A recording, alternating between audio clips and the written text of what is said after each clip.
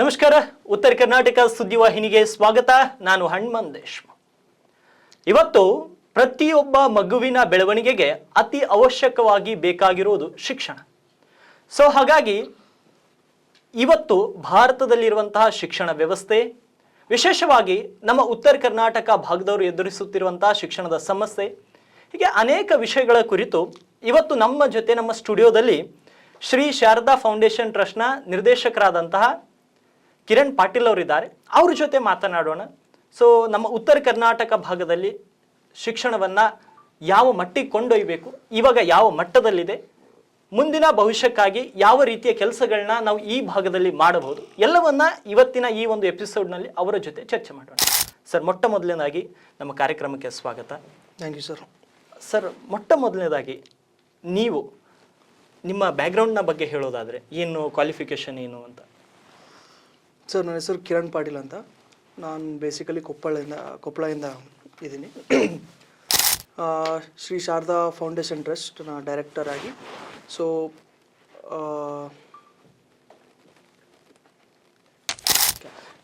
Sir, ಈಗ Sharada trust ಅಂತ ಹೇಳ್ತಿದ್ರಿ sir, ಈ ಒಂದು ಟ್ರಸ್ಟ್ನ ಅಡಿಯಲ್ಲಿ ಏನೆಲ್ಲ ನಡೆಸ್ತಾ ಇದ್ದೀರಿ ಆಗ ಪ್ರೆಸೆಂಟ್ ಆಗಿ? ಸರ್, ಶ್ರೀ ಶಾರದಾ ಟ್ರಸ್ಟ್ ಕೆಳಗಡೆ ಟೋಟಲ್ 3 ಸಂಸ್ಥೆಗಳಿದ್ದಾವೆ. ಒಂದು ಶ್ರೀ ಶಾರದಾ ಚಿಣ್ಣರ ಲೋಕ ಅಂತ, ಶ್ರೀ ಶಾರದಾ ಇಂಟರ್ನ್ಯಾಷನಲ್ ಸ್ಕೂಲ್ ಮತ್ತು Shri Sharada PU college. PU college ನಮ್ಮದು ಬರೀ ಸೈನ್ಸ್ ಇದೆ ಆ್ಯಸ್ ಆಫ್ ನಾವು. ಇನ್ ಫ್ಯೂಚರ್ನಲ್ಲಿ ಕಾಮರ್ಸ್ ತೆಗಿಬೇಕಂತಲೂ ಮಾಡಿದ್ವಿ. ಆ್ಯಂಡ್ ಫಸ್ಟ್ ಸ್ಟ್ಯಾಂಡರ್ಡಿಂದ 10th ಸ್ಟ್ಯಾಂಡರ್ಡ್ ಮಟ್ಟ ನಮ್ಮದು CBSE ಸಿಲೆಬಸ್ ಇದೆ. ಸರ್, ಇವಾಗ ಈ ಸ್ಕೂಲ್ನ ಬಗ್ಗೆ ಹೇಳೋದಾದರೆ ವೆನ್ ಸ್ಟಾರ್ಟೆಡು, ಹೆಂಗೆ ಪ್ರಾರಂಭವಾಯಿತು? ಸರ್, ಸ್ಕೂಲ್ ಸ್ಟಾರ್ಟ್ ಆಗಿದ್ದು 2019ನಲ್ಲಿ. ಇದರಲ್ಲಿ ಸಣ್ಣ ಸ್ಟೋರಿ ಇದೆ. ಇದಕ್ಕೆ ನಾವು ಸ್ಕೂಲ್ಸ್, ಯಾವುದೇ ಒಂದು ಇನ್ಸ್ಟಿಟ್ಯೂಟ್ ಆಗಲಿ, ಯಾವುದೇ ಒಂದು ಸಂಸ್ಥೆ ಆಗಲಿ ಓಪನ್ ಆಗೋಕ್ಕೆ ಒಂದು ದೊಡ್ಡ ಹಿಸ್ಟ್ರಿನೇ ಇರುತ್ತೆ. ನಮ್ಮದು ಒಂದು ಸಣ್ಣ ಸ್ಟೋರಿ ಇದೆ. ಬೇಸಿಕಲಿ ನಾನು ಓದಿದ್ದು ಗುಲ್ಬರ್ಗದಲ್ಲಿ. ಆ್ಯಂಡ್ ನಮ್ಮದು ಎಜುಕೇಷನ್ ಮುಂದೆ ಡಿಗ್ರಿ ಎಲ್ಲ ಆಗಿದ್ದು ಬ್ಯಾಂಗ್ಳೂರ್ನಲ್ಲಿ. ನಮಗೆ 3 ಜನ ತಂಗಿಯರಿದ್ದಾರೆ. ಒಬ್ಬಳು ಮೆಡಿಕಲ್ ಮಾಡ್ತಿದ್ದಾಳೆ, ಒಬ್ಬಳು ಇಂಜಿನಿಯರಿಂಗ್ ಆಗಿದೆ, ಇನ್ನೊಬ್ಬಳು BBA ಪ್ಲಸ್ LLB ಮಾಡ್ತಿದ್ದಾಳೆ. ನಾವೆಲ್ಲ ಸ್ಕೂಲ್ಗೆ ಓದೋ ಮುಂದೆ ನಮ್ಮ ಪಪ್ಪ ಆಗಲಿ, ನಮ್ಮ ಅಂಕಲ್ ಆಗಲಿ, ಟೋಟಲಿ ಸಂಸ್ಥೆಗೆ ಇಬ್ಬರು, ನಮ್ಮ ಫಾದರ್ ಮತ್ತು ನಮ್ಮ ಅಂಕಲ್ ಇಬ್ಬರು ಡೈರೆಕ್ಟರ್ಸ್ ಇದ್ದಾರೆ. ನಾವೆಲ್ಲ ನಾನು ಓದ್ತಿರೋದು ಗುಲ್ಬರ್ಗದಲ್ಲಿ. ಆ್ಯಂಡ್ ಬ್ಯಾಂಗ್ಳೂರ್ನಲ್ಲಿ ಓದೋ ಮುಂದೆ ನಮ್ಮ ಫಾದರ್ ಎಲ್ಲ ಬಂದು ಬೇರೆ ಹುಡುಗರಿಗೆಲ್ಲ ಮಾತಾಡಿಸ್ತಿದ್ರು, ಎಲ್ಲಿಯವ್ರು ನೀವು, ಏನು ಮಾಡ್ತಿದ್ದೀರಾ, ಹೆಂಗೆ. ಅದು ಸಹಜವಾಗಿ ಎಲ್ಲ ಪೇರೆಂಟ್ಸು ಅವ್ರ ಸ್ಟೂಡೆಂಟ್ಸಿಗೆ ಪ್ರತಿ ಸಲ ಬಂದು ಮಾತಾಡ್ಸ್ದಾಗೆಲ್ಲ ನಮ್ಮ ಫಾದರು, ನಮ್ಮ ಅಂಕಲ್ ಆಗಲಿ ಮಾತಾಡ್ಸ್ದಂಗೆಲ್ಲ ಎಲ್ಲರೂ ಯಾವ ಊರು ಅಂತ ಫಸ್ಟ್ ಕೇಳೋದೆ ಯಾವ ಊರು. ಯಾವ ಊರು ಅಂತ ಹೇಳಿದ ತಕ್ಷಣ ಎಲ್ಲರೂ ಏನು ಹೇಳೋರು, ರಾಯಚೂರು, ಗುಲ್ಬರ್ಗ, ಬೀದರ್, ಶಾಪುರ್, ಸುರ್ಪುರ್. ಈ ಕಡೆ ಭಾಗದಲ್ಲಿ ಎಲ್ಲ ಸ್ಟೂಡೆಂಟ್ಸ್ ಎಲ್ಲ ಇರೋದೇ ನಮ್ಮ ಉತ್ತರ ಕರ್ನಾಟಕದಿಂದನೇ ಬ್ಯಾಂಗ್ಳೂರಲ್ಲಿ ತುಂಬ ಇದ್ದಾರೆ. ಬ್ಯಾಂಗ್ಳೂರ್ ಆಗಲಿ, ಮ್ಯಾಂಗ್ಳೂರ್ ಆಗಲಿ. ಅದನ್ನು ಕನ್ಸಿಡರ್ ಮಾಡಿ ನಮ್ಮ ಫಾದರ್ ಮತ್ತು ನಮ್ಮ ಅಂಕಲ್ ಇಲ್ಲಿ ಯಾಕೆ ನಾವು ಕೊಪ್ಪಳದಲ್ಲಿ, ಉತ್ತರ ಕರ್ನಾಟಕದಲ್ಲಿ ಒಂದು ಇಂಟರ್ನ್ಯಾಷನಲ್ ಸ್ಕೂಲ್ ತೆಗಿಬಾರ್ದು, ತೆಗೆದು ಇಂಟರ್ನ್ಯಾಷನಲ್ ಫೆಸಿಲಿಟೀಸ್, ಬರೀ ಹೆಸರಿಗಷ್ಟೇ ಇಂಟರ್ನ್ಯಾಷನಲ್ ಅಲ್ಲ. ನಮ್ಮ ಭಾಗದ ಸ್ಟೂಡೆಂಟ್ಸಿಗೆ, ನಮ್ಮ ಭಾಗದ ಪೇರೆಂಟ್ಸಿಗೆ ಯಾಕೆ ಇಂಟರ್ನ್ಯಾಷನಲ್ ಲೆವೆಲಲ್ಲಿ ಒಂದು ಸಂಸ್ಥೆ ತೆಗಿಬಾರ್ದು ಅಂತ ಡಿಸೈಡ್ ಮಾಡಿ. ಆಮೇಲೆ ಇನ್ನೊಂದು ಮೇಜರ್ ಏನಂತಂದರೆ, ಈಗ ನಾವು ಸ್ಥಿತಿವಂತರಿದ್ವಿ, ನಮ್ಮ ಪೇರೆಂಟ್ಸ್ ಆಗಿ, ನಮ್ಮ ಕಾಕ ಆಗಲಿ, ನಮ್ಮ ಮಮ್ಮಿ ಆಗಲಿ, ನಮ್ಮ ಫ್ಯಾಮಿಲಿ ಯಾರೇ ನಮಗೆ ಮಾತಾಡ್ಸಂಗಿದ್ರು ಅಲ್ಲಿಂದ ಕಾರ್ ತೊಗೊಳೋರು ಬರೋರು 5 ತಾಸು 6 ತಾಸು. ಬೇರೆ ಪೇರೆಂಟ್ಸ್ ಎಲ್ಲರೂ ನಮ್ಮಂಗೆ ಇರೋಲ್ಲ. ಬೇರೆ ಪೇರೆಂಟ್ಸ್ ಎಲ್ಲರೂ ಬಸ್ನಲ್ಲಿ ಬರೋರು, ಒಬ್ಬೊಬ್ರು ಕಾರ್ ಮಾಡ್ಕೊಂಡು ಬರೋರು. ಅವ್ರವ್ರ ಕಷ್ಟ ಬರೋಕ್ಕಂತರೂ ಕಷ್ಟ. ಸ್ಟೂಡೆಂಟ್ಸ್ ಹಚ್ಚಿದ ಮೇಲಂತರೂ ಬಂದೇ ಬರ್ತಾರೆ. ನಮ್ಮ ಪೇರೆಂಟ್ಸ್ ಅಷ್ಟೆಲ್ಲ ಕಷ್ಟಪಟ್ಟು ಅಲ್ಲಿ ಬಂದು ನಮ್ಮ ಭಾಗದ ಸ್ಟೂಡೆಂಟ್ಸ್ ಎಲ್ಲ ಜನರು ಆ ಕಡೆ ರಿಸಲ್ಟ್ ಕೊಡೋದು ಆಗ್ತಿತ್ತು. ಅದೇ ಕಾರಣಕ್ಕೆ ನಮ್ಮ ಫಾದರ್ ಮತ್ತು ನಮ್ಮ ಅಂಕಲ್ VR ಪಾಟೀಲ್ ಮತ್ತು SR ಪಾಟೀಲ್ ಅಂತ ಅವ್ರು ಏನು ಡಿಸೈಡ್ ಮಾಡಿದ್ರು, ನಮ್ಮ ಉತ್ತರ ಕರ್ನಾಟಕದಲ್ಲಿ ನಾವು ಯಾಕೆ ತೆಗಿಬಾರ್ದು ಅಂತ ಶ್ರೀ ಶಾರದಾ ಇಂಟರ್ನ್ಯಾಷನಲ್ ಸ್ಕೂಲ್ ಹಾಗೂ ಶ್ರೀ ಶಾರದಾ PU ಕಾಲೇಜ್ನ ಓಪನ್ ಮಾಡಿದ್ವಿ. 2019ನಲ್ಲಿ ಇದು ಸ್ಟೋರಿ ಆ್ಯಕ್ಚುಲಿ ಎದಕ್ಕೆ ಓಪನ್ ಮಾಡಿದ್ವಿ ಅಂತ. 2006ರಲ್ಲಿ 2019 ಸರ್. 2019ರಲ್ಲಿ ಸ್ಟಾರ್ಟ್ ಮಾಡಿ. ಹೌದು ಸರ್. ಈಗ ನೀವು ಬೆಂಗಳೂರಲ್ಲಿ ಕೂಡ ಓದಿದ್ದೀರಿ, ಕಲಬುರಗಿಯಲ್ಲಿ ಓದಿದ್ದೀರಿ. ಎರಡು ಕಡೆ ಕಂಪೇರ್ ಮಾಡಿದ್ರೆ ಎಜುಕೇಶನ್ ಹೆಂಗಿದೆ ಸರ್ ಬೆಂಗಳೂರಿಗೆ ಮತ್ತು ಕಲಬುರಗಿಗೆ? ಸರ್, ಬ್ಯಾಂಗ್ಳೂರ್ ಮತ್ತು ಕಲಬುರಗಿ, ಕಲಬುರಗಿ ಅಂತ ಅನ್ನಲ್ಲ, ಉತ್ತರ ಕರ್ನಾಟಕ ಅಂತಲೇ ಹೇಳ್ತೀನಿ. ಈಗೆಲ್ಲ ಇಂಪ್ರೂವ್ ಆಗಿದೆ. ಆಲ್ಮೋಸ್ಟ್ ಒಂದು 2-5 ಇಯರ್ಸ್ ಹಿಂದ್ಗಡೆ ನೀವು ಕಂಪೇರ್ ಮಾಡಿದರೆ ಬ್ಯಾಂಗ್ಳೂರಿನಲ್ಲಿ ಎಜುಕೇಷನ್ ಸಿಸ್ಟಮೇ ಬೇರೆ. ಸ್ಟೂಡೆಂಟ್ಸ್ ಆಗಲಿ, ಪೇರೆಂಟ್ಸ್ ಆಗಲಿ, ಆ ಮೆಂಟಾಲಿಟಿ ಆಗಲಿ, ಪೇರೆಂಟ್ಸು ತುಂಬ ಎಜುಕೇಟೆಡ್ ಇರ್ತಾರೆ. ಆ್ಯಂಡ್ ಪೇರೆಂಟ್ಸ್ ಮೋರ್ ಎಜುಕೇಟೆಡ್ ಆಗೋದ್ರಿಂದ ಸ್ಟೂಡೆಂಟ್ಸ್ ಗೈಡ್ ಮಾಡ್ತಾರೆ, ನಿನ್ನ ಫ್ಯೂಚರ್ ಹೀಗೆ ಇರುತ್ತೆ, ಇಲ್ಲಿ ಹೋದರೆ ಹೀಗೆ ಇರುತ್ತೆ. ಸೊ ಅದು ಸ್ವಲ್ಪ ಕೊರತೆ ನಮ್ಮ ಉತ್ತರ ಕರ್ನಾಟಕದಲ್ಲಿದೆ. ಸೊ ಎಷ್ಟೋ ಜನ ಸ್ಟೂಡೆಂಟ್ಸಿಗೆ ಆಗಲಿ ಕೇಳಿದ್ರೆ ನೀವು ಏನಾಗ್ತೀರಾ, ಡಾಕ್ಟರ್, ಇಂಜಿನಿಯರ್. ಸೊ ನಾವು ಈಗೂ ಅಷ್ಟೇ ಎಷ್ಟೋ ಜನ ಕೇಳಿದ್ರೆ ನೀವು ಫಸ್ಟ್ ಹೇಳಿದೆ ಡಾಕ್ಟರ್, ಇಂಜಿನಿಯರ್, ಅದು ಕಾಲ ಐ ಮೀನ್ ಸಾಂಪ್ರದಾಯಿಕವಾಗಿ ಬಂದ್ಬಿಟ್ಟಿದೆ. ಸೊ ಅದು ಬಿಟ್ಟು ಬೇರೆ ಫೀಲ್ಡ್ ಇದಾವೆ ಅಂತ ನಾವು ನಮ್ಮ ಸಂಸ್ಥೆ ಕಡೆಯಿಂದ ಪ್ರೂವ್ ಮಾಡ್ಬೇಕಂತ ನಾವು ಅದೊಂದು ಏಮ್ ಇದೆ ನಮ್ದು. ಸೊ ಡಾಕ್ಟರ್ ಮತ್ತೆ ಇಂಜಿನಿಯರಿಂಗ್ ಬಿಟ್ಟು ತುಂಬಾ ಫೀಲ್ಡ್ ಜಗತ್ತು ದೊಡ್ಡದಿದೆ. ಸೊ ಬ್ಯಾಂಗ್ಳೂರ್ನಲ್ಲಿ ನೀವು ಹೋದ ತಕ್ಷಣ ಪರ್ಟಿಕ್ಯುಲರ್ ಸ್ಟೂಡೆಂಟ್ ಆಗಲಿ ಅವ್ರಿಗೆ ಸ್ಟೂಡೆಂಟ್ ನೀವು ಕಂಪೇರ್ ಮಾಡ್ಬಿಡಿ, ಲೈಕ್ ಬ್ಯಾಂಗ್ಳೂರ್ ಸ್ಟೂಡೆಂಟ್ ಆಗಲಿ ನಮ್ಮ ಉತ್ತರ ಕರ್ನಾಟಕ ಸ್ಟೂಡೆಂಟ್ ಆಗಲಿ. ಸೊ ನಾನು ಉತ್ತರ ಕರ್ನಾಟಕ ಸ್ಟೂಡೆಂಟ್ಸ್ ನಾನು ಡಿಗ್ರೇಡ್ ಮಾಡ್ತಿಲ್ಲ. ಸೊ ಸ್ವಲ್ಪ ಪೇರೆಂಟ್ಸ್ ಎಜುಕೇಟೆಡ್ ಆಗಿದ್ರಿಂದ ಅಲ್ಲಿ ಅಟ್ಮಾಸ್ಫಿಯರ್ ಆಗಲಿ, ಬ್ಯಾಂಗ್ಳೂರ್ ಅಂದ ತಕ್ಷಣ ಎಲ್ಲ ಆಲ್ ಓವರ್ ಇಂಡಿಯಾದಿಂದ ಸ್ಟೂಡೆಂಟ್ಸ್ ಬರ್ತಾರೆ. ಬಟ್ ಗುಲ್ಬರ್ಗ ಆಗಲಿ ಈ ಕಡೆ ನಮ್ಮ ಉತ್ತರ ಕರ್ನಾಟಕದಲ್ಲಿ ಕಾನ್ಸೆಪ್ಟ್ ಸ್ವಲ್ಪ ಸ್ಟೂಡೆಂಟ್ಸ್ಗಿನ್ನ ಮುಂದೆ ಏನು ಮಾಡ್ಬೇಕನ್ನೋದೇ ಗೊತ್ತಿಲ್ಲ. ಸೊ ಬ್ಯಾಂಗ್ಳೂರ್ನಲ್ಲಿ ಆಲ್ಮೋಸ್ಟ್ ಎಜುಕೇಟೆಡ್ ಇರ್ತಾರೆ, ಸೆಟ್ ಆಗಿಬಿಟ್ಟಿರ್ತಾರೆ, ನಾನು ಡಾಕ್ಟರ್ ಆಗಬೇಕು, ಡಾಕ್ಟರ್ನಲ್ಲಿ ಯಾವ ಕೋರ್ಸ್ ಮಾಡ್ಬೇಕನ್ನೋದು ಸೆಟ್ ಆಗಿಬಿಟ್ಟಿರುತ್ತೆ. ಆಮೇಲೆ ಆ ಡಾಕ್ಟರ್ ಮಾಡಂಗಿದ್ರೆ ಯಾವ ಕೋರ್ಸ್ ತೊಗೋಬೇಕು, ಏನು ಓದಬೇಕು, ಯಾವ ರ್ಯಾಂಕಿಂಗ್ ಬರಬೇಕು, ಎಷ್ಟು ಕಷ್ಟಪಡಬೇಕು, ಸೊ ಮೆಂಟಲಿ ಫಿಕ್ಸ್ ಆಗಿಬಿಟ್ಟಿರ್ತಾರೆ. ಸೊ ನಮ್ಮ ಸ್ಟೂಡೆಂಟ್ಸಿಗಿನ ಆ ಎಜುಕೇಷನ್ ಅದು ಆ ಮೆಂಟಾಲಿಟಿ ಇನ್ನ ಬರಬೇಕಂತ ನನ್ನ ಪರ್ಸನಲ್ ಒಪಿನಿಯನ್. ನೀವು ಕೂಡ ಅದನ್ನೇ ಬಿಲ್ಡ್ ಮಾಡ್ಬೇಕನ್ನೋ ಲೆಕ್ಕದಲ್ಲಿ ವರ್ಕ್ ಮಾಡ್ತಾ ಇದ್ದೀವಿ. ಅದನ್ನೇ ಬಿಲ್ಡ್ ಮಾಡ್ಬೇಕಂತ. ಸರ್, ಈಗ ಪ್ರಾಕ್ಟಿಕಲ್ ಮತ್ತೆ ಥಿಯರಿ ಎರಡೂ ಇರುತ್ತೆ, ಸೊ ಸ್ಕಿಲ್ ಬೇಸ್ ಇರುತ್ತೆ. ಹೌದು. ಸೊ ಇವಾಗ ನಮ್ಮ ಸೈಡ್ನವರಿಗೆ ಸ್ಕಿಲ್ ಬೇಸ್ ಇನ್ನೂ ಇಂಪ್ರೂವ್ಮೆಂಟ್ ಆಗಿಲ್ಲ ಅಂತ ನನಗೂ ಅನಿಸ್ತಾ ಇದೆ ಸರ್. ಅವಾಗ ನೋಡಿ ಸರ್, ಆಗಿಲ್ಲ ಅಂತ ಇಲ್ಲ, ಲೈಕ್ ಆಗ್ತಾ ಇದೆ, ಬಟ್ ತಕ್ಕ ಮಟ್ಟಿಗೆ ಇನ್ನೂ ಸ್ವಲ್ಪ ಆಗ್ಬೇಕು ಅಂತ. ಈಗ ನಮ್ಮ ಸ್ಕೂಲ್ ನೋಡಿ, ಹೆಸರಿಗಷ್ಟೇ ಇಂಟರ್ನ್ಯಾಷನಲ್ ಅಲ್ಲ, ಹಾರ್ಸ್ ರೈಡಿಂಗ್ ಇದೆ, ಬ್ಯಾಡ್ಮಿಂಟನ್ ಇದೆ, ಸ್ವಿಮ್ಮಿಂಗ್ ಇದೆ. ಸೊ ಎಲ್ಲ semi olympiad international swimming pool ಇದೆ ನಮ್ಮದು. ಸೊ ಸ್ಟೂಡೆಂಟ್ಸ್ ಯಾವುದೇ ಏನೇ ಮಾಡಂಗಿದ್ರು ಒಂದು ಸಿಸ್ಟಮೆಟಿಕ್ ವೇನಲ್ಲಿ ಆಗೋದು. So when it comes for lab and all, English communication, math lab, science lab, so library ಇದೆ, and language lab, English communication lab ಇದೆ. ಇಂಗ್ಲೀಷ್ ಕಮ್ಯುನಿಕೇಷನ್ ಲ್ಯಾಬ್ ಎದಕ್ಕಂತಂದರೆ, ಸೊ ನಮ್ಮ ಕಡೆ ಸ್ವಲ್ಪ ಇಂಗ್ಲೀಷ್ ಕೊರುತ್ತೆ. ನನ್ನ ಹಿಡ್ಕೊಂಡು ನಾನು ಹೇಳ್ತೀನಿ, ನಾನು ಓದಿದ್ದೆಲ್ಲ ಈ ಕಡೆಯಿಂದ. ಸೊ ಇಂಗ್ಲೀಷ್ ನಾವು ಅಷ್ಟು ಪ್ರಾಮಾಣಿಕತೆ ಕೊಟ್ಟಿಲ್ಲ ಇಂಗ್ಲೀಷಿಗೆ. ಸೊ ನೀವು ಬ್ಯಾಂಗ್ಳೂರ್ನಲ್ಲಾಗಲಿ ಯಾವುದೇ ಹೋದ ತಕ್ಷಣ ಫಸ್ಟ್ ಇಂಟರ್ವ್ಯೂ ಮಾಡೋದೇ ಇಂಗ್ಲೀಷ್ನಲ್ಲಿ. ಅವ್ರು ನೋಡೋದೇ ನಿಮ್ಮ ಇಂಗ್ಲೀಷ್ ಕಮ್ಯುನಿಕೇಷನ್ ಲ್ಯಾಬ್. ನಿಮಗೆ ಎಷ್ಟೇ ಓದು MBA ಮಾಡಿಕೊಂಡ್ರು ನಿಮ್ಗೆ ಇಂಗ್ಲೀಷ್ ಬರಲಿಲ್ಲ ಅಂದರೆ ಇಟ್ಸ್ ಅವ್ರು ನಿಮ್ಗೆ ಇಂಟ್ರೆಸ್ಟ್ ತೋರಿಸಲ್ಲ ಯಾವುದೇ ಇಂಟರ್ವ್ಯೂ ಆಗಲಿ. ಫಸ್ಟ್ ನೋಡೋದು ಕಮ್ಯುನಿಕೇಷನ್.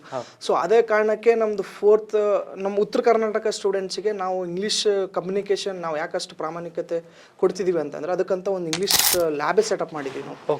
ಸೊ ಆಲ್ಮೋಸ್ಟ್ 40 ಕಂಪ್ಯೂಟರ್ಸ್ ಇದೆ. ಸೊ ಆ ಇಂಗ್ಲೀಷ್ ಲ್ಯಾಬ್ನ ನಾವು ಲೈಬ್ರರಿಗೆ ಕನೆಕ್ಟ್ ಮಾಡಿದ್ದೀವಿ. ಸೊ ಲೈಬ್ರರಿ ಅಂದ ತಕ್ಷಣ ನಾನು ಈಗಿನ ಹೇಳ್ತಿಲ್ಲ, ನಾನು ಸ್ಟೂಡೆಂಟ್ ಇದ್ದಾಗ ಲೈಬ್ರರಿ ಅಂದ ತಕ್ಷಣ ಒಂಥರ ಗೇಮ್ ಪೀರಿಯಡ್ ಆಗೋದು, ಹೋಗೋದು, ಯಾವ್ಯಾವ ಸ್ಟೂಡೆಂಟ್ಸ್ ಯಾವ ಸಿಕ್ಕಿದ ಬುಕ್ ತೊಗೊಳೋದು, ಫೋಟೋಸ್ ನೋಡೋದು, ಬರೋದು.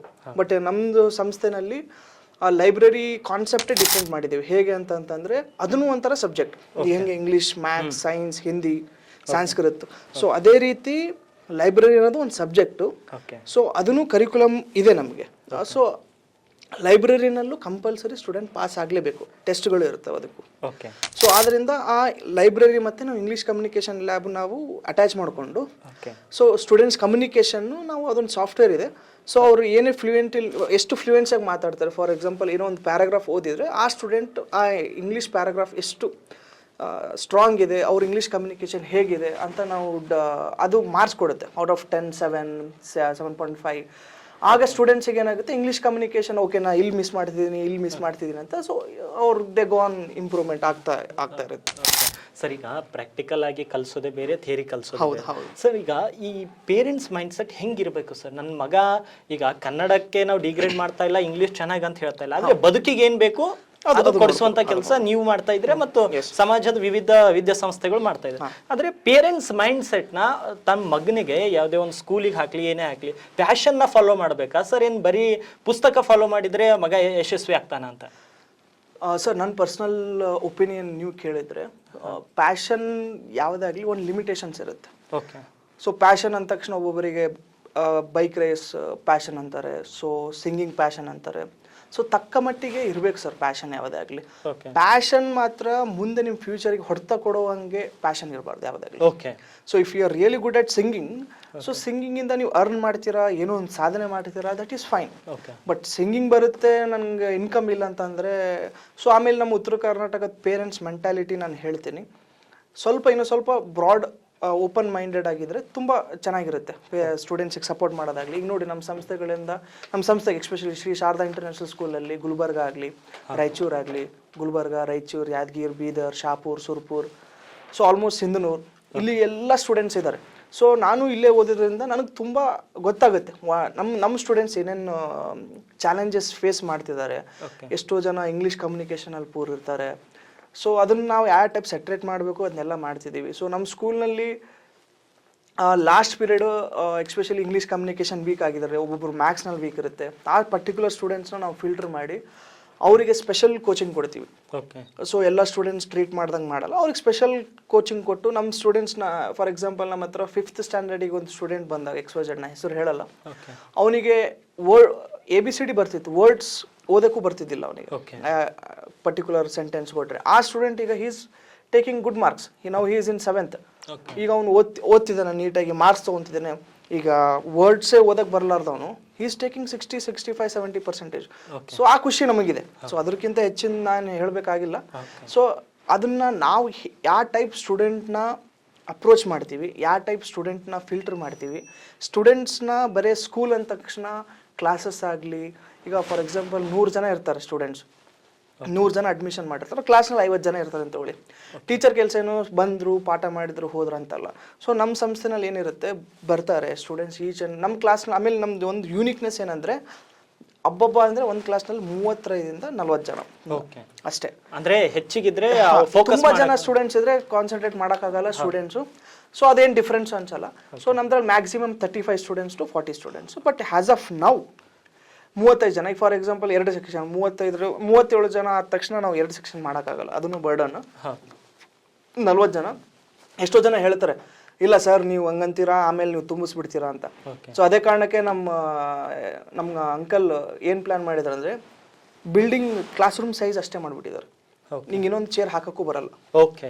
ಸೊ ಪೇರೆಂಟ್ಸ್ ಮೆಂಟಾಲಿಟಿನೂ ಸ್ವಲ್ಪ ನಾವು ಯಾವುದೇ ಮೋಸ ಮಾಡ್ಬೇಕಂತಲ್ಲ, ಒಂದೊಂದು ಸಿಚುವೇಶನ್ನಾಗೆ ಆ ಟೈಪ್ ಇರುತ್ತೆ. ಬಟ್ ನಾವು ಯಾವುದೇ ಕಾರಣಕ್ಕೂ 35 to 40 ಕ್ರಾಸ್ ಮಾಡೋಂಗಿಲ್ಲ. ಸೊ ಅವಾಗ ಏನಾಗುತ್ತೆ, ಇಂಡಿವಿಜುವಲ್ ಟೀಚರ್ಸು ಕಾನ್ಸಂಟ್ರೇಟ್ ಮಾಡ್ಬೋದು ಸ್ಟೂಡೆಂಟ್ ಮೇಲೆ.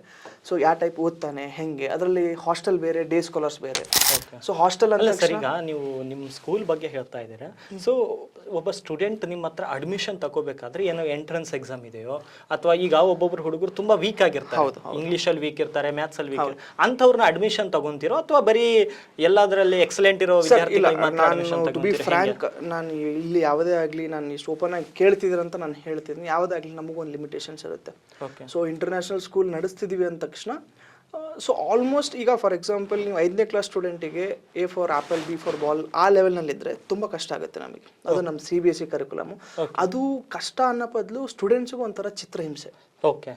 ಆವಾಗ ಸ್ಟೂಡೆಂಟ್ಸ್ ಏನಾಗ್ತಾನೆ, ಅವ್ನು ಮೆಂಟಲ್ ಟಾರ್ಚರ್ ಜಾಸ್ತಿ ಆಗ್ಬಿಡುತ್ತೆ. ಯಾಕಂತಂದರೆ ಆ ಸ್ಟೂಡೆಂಟು ಬೇರೆ ಸ್ಟೂಡೆಂಟ್ಸ್ ಅಕ್ಕಪಕ್ಕ ಕೂತ್ಕೊಂಡಿರ್ತಾರೆ, ಟೀಚರ್ಸ್ ಪಾಠ ಮಾಡ್ತಿರ್ತಾರೆ, ಇವನಿಗೆ ಏನೂ ಹೋಗಲ್ಲ. ಓಕೆ.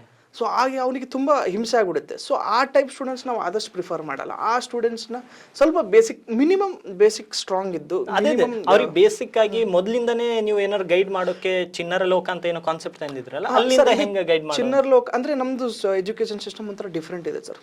ಚಿನ್ನರ ಲೋಕ ಅಂದ್ರೆ ಸರ್ ಫಸ್ಟ್ ಇಂದ LKG ಇಂದ ಶುರು ಮಾಡೋದಾದ್ರೆ ನೀವು ಅಪ್ ಟು PU ತನ ಇದಿರಲ್ಲ, ಹೆಂಗೆ ಡಿವೈಡ್ ಮಾಡಿ ಸೆಗ್ರಿಗೇಟ್ ಮಾಡಿದ್ರೆ? 3 ಟೈಪ್ಸ್ ಆಗಿದೆ ಸರ್.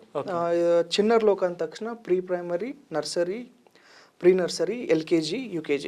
ಸೊ ಇಲ್ಲೆಲ್ಲ ಸಣ್ಣ ಮಕ್ಕಳು. ಸೊ ಅವ್ರಿಗೆ ಆ್ಯಕ್ಚುಲಿ ನಮ್ಮ ಸ್ಕೂಲ್ನಲ್ಲೇ ಇತ್ತು ಸ್ಟಾರ್ಟಿಂಗ್. ಆಮೇಲೆ ನಮ್ಮ ಸ್ವಲ್ಪ ಸಿಟಿಯಿಂದ ಒಂದು 2 ಕಿಲೋಮೀಟರ್ ದೂರ ಆಗುತ್ತೆ ನಮ್ಮ ಸ್ಕೂಲು. ಪೇರೆಂಟ್ಸ್ ಎಲ್ಲ ರಿಕ್ವೆಸ್ಟ್ ಮಾಡಿಕೊಂಡ್ರು.